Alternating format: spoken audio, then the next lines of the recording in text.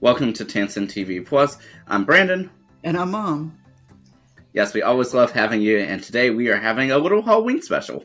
Yes, we sure are. We're going to talk about Sabrina today. Yes, and this is Sabrina the Teenage Witch from 1996. Yes, Brandon. And not only is it a Halloween special, it's also a way to continue the TGIF lineup. Yes, we definitely spooked that in there. Yeah, we sure did. All right. And so, just to give the audience just a little information about Sabrina, very generically, Sabrina is basically about a teenage witch. Of course, the main character Sabrina finds out at 16 years old that she is a witch. Well, Mom, thank you so much for that. You're welcome. Yeah, so this episode really takes place on Sabrina's 16th birthday, where her powers are able to now be unlocked, and she just now figures this out for the first time. Yep, she sure does. She has no idea that she's a witch. She lives with her aunts. Her aunts are Zelda and Hilda, and her aunts kind of they do tell her because she's not able to figure this out on her own. But I mean, they do tell her that she is a witch, and she has to adapt to that. And basically, this is the initiating event for this particular episode: is the finding out that she's a witch. Um, her aunts, even her aunts, are very, very recently started raising her. Her father is there. I don't know where they said he is. He's in the foreign services, or so they claimed. And then her mom is in Peru for 2 years. They said she's digging for fossils. But anyway, both parents are very aware that she's a witch and is from her father's side of the family, and they make sure they emphasize that on the first episode. And let's see. And in this first particular episode, because she's just learning, she's a witch. She's learning about some of her powers, and she uses some of them at school, whether not intentionally or unintentionally. She does use them in school, and that's basically the first episode in a nutshell. Yeah, and speaking of that, since you mentioned the mother and father side, they do say that as a part of one of the kinks of not having witches be with non-witches is that she's not able to see her mother for a couple years. Otherwise, I believe her mother turns to dust or stone or something like that. I think they said her mother was turned into a ball of wax. I did write that down. Yes. It was so odd. Yeah. Yeah. Go ahead. Which I think is a clever way to make it more about Sabrina and her aunts. Yeah, it is. It is. And overall, it looks like she has a good relationship with her aunts. Although she didn't believe them initially, she does have a good relationship with them. And I think she's there to learn from her aunts. Yeah, and I wonder how long she had been with her aunts, because it sounds like at this point in time, as of the series starting, it doesn't seem like it's been for that long. No, it didn't sound like that she'd been there long at all. And of course, in order to have those 2 years in there, she evidently was not there long at all with her. Yeah, and so overall, I thought this was I don't know, I've never seen the series personally, minus one episode. Yeah, I did watch it when it was on. I didn't watch it for all the years it was on because it was on from 96 to 2003. I didn't watch it for all those years. I watched it for I would say first couple years maybe. I'll be quite honest, I was not a fan of Sabrina. So I didn't watch it, so sorry. It's about the series. I was not a big fan of the TV show Sabrina. Yeah, and to let the audience know, you are not a big person when it comes to a lot of supernatural stuff, which is included. Yeah, I'm not a big supernatural person, so this one didn't do it for me. But nevertheless, for me and my first viewing, I was somewhat shocked of how much that, I mean, how it was in the sense of that I don't know, like, I had only seen, like I said, bits and pieces of things, but from this first episode, the episode feels more, in my personal opinion, more grounded than I thought.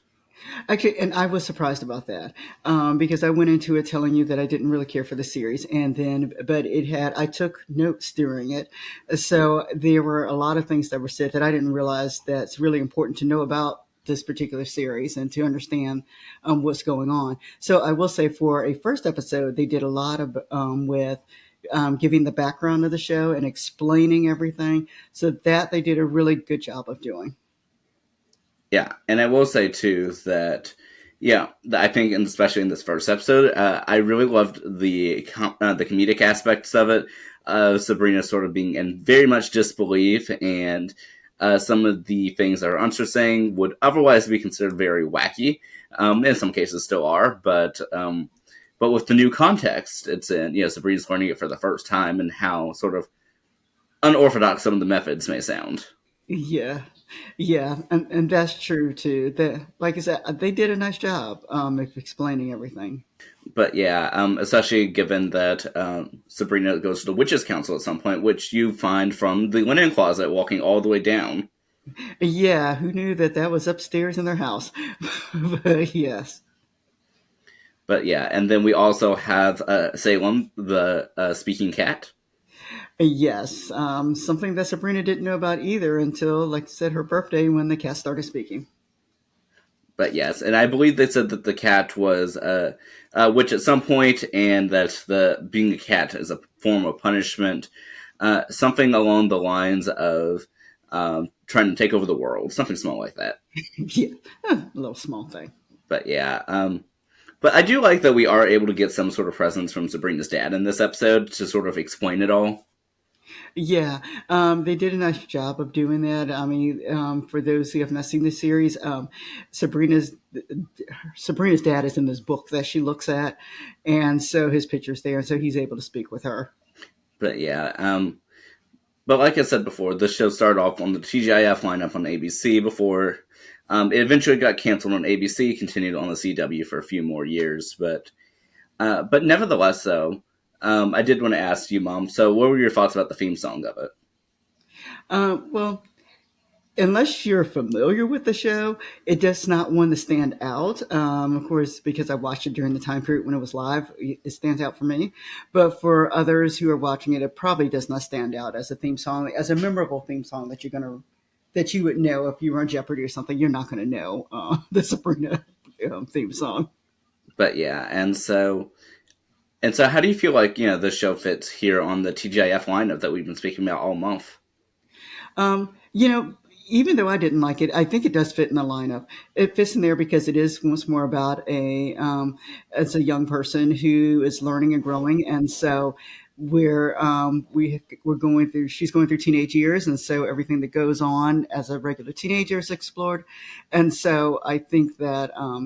And which is what the TGIF lineup did was to kind of emphasize the growing up of the people, and so it fits in. She has mother figures there. So once more, there's a person there who's not raised by her true mother or father. I have to say "or" in there, and so. But she is raised by another family member, so that part kind of fits in with the lineup also, and so it does fit. What do you think, Brian? Yeah, I definitely do believe that it fits, and I think it adds a little bit more of a different perspective to, like I said, to the TGIF lineup. I know we had just spoken about a few different shows. This would be, I suppose, the fifth one, if I remember correctly. It is our fifth one we're talking about. But yeah, but I feel like whereas you have, of course, the Free Miller Boyette shows that we spoke about, in the middle of this month, Step by Step, Family Matters, and Full House. I feel like whereas those ones are a lot more, more traditional family oriented. I feel like some of these other shows, such as Boy Meets World and Sabrina the Teenage Witch, are able to add like a little bit different perspective to things. That they're able to sort of change up the formula a little bit, all while still being a comedy made for the family. Yeah, very true. Very true. Yeah, and where if if there's one show that you like, you can tune in for that show, and hopefully you'll like the other shows down the lineup. Yeah, no, it fits right. It fits in right into the regular scheme of their of the formula that they're using for TGIF. But yeah, but Mom, I did have to ask you. I already know the answer, um, but from this episode, would you watch any more of the series, or at least any other episode? Well, if it were on and there's nothing else on, yes, I'll watch it. Am I seeking it out? No, I'm not seeking it out. But yeah, but nevertheless, I think the same for me. Like I said, I'd seen one episode, I think, from an early season, a few months ago, just because it happened to be, on, and the DVR was stuck there. But nevertheless, though, yeah, I would. I think I would. Like I said, maybe watch an episode or so. But yeah, like I said, I mean, I'm so glad that we've been able to speak about these TGIF shows, and now that we are at the last one for October 2024, did you have any final thoughts about the TGIF lineup as a whole that we've been speaking about? Well, because I watched these shows as they came on, they are memorable. Um, they're for those of us who are from that era will can actually reflect back on that, and they did a really nice job. I will say ABC did a really nice job of connecting the shows together, and they even had little themes, and they introduced each other. I mean, we didn't talk about that previously, but they did a nice job of connecting the shows and making you as a consumer actually want to watch their shows on Friday nights. And so, like I said, for me, watching Full House and Step by Step, those are things that I still do now if I catch the episodes. Yeah, and even though I know TJF has tried to come back a few times, but I do hope that one of these days in the future that we do get something similar, something that adds to the magic of it, whether it's like for something like a Disney Plus or or back on broadcast television, just because it adds, I think, a little bit of layers to it that you're able to have shows that are sort of be companions to another. Oh yeah, and to talk about connecting shows, also we didn't talk about this, but Perfect Strangers that we talked about earlier is also a TGIF show, and so that one kind of connects right in there also. Oh yeah, well, so many amazing shows, and Mom, I always love doing this with you. I love doing it with you also, Brandon. And thank you guys for joining us today.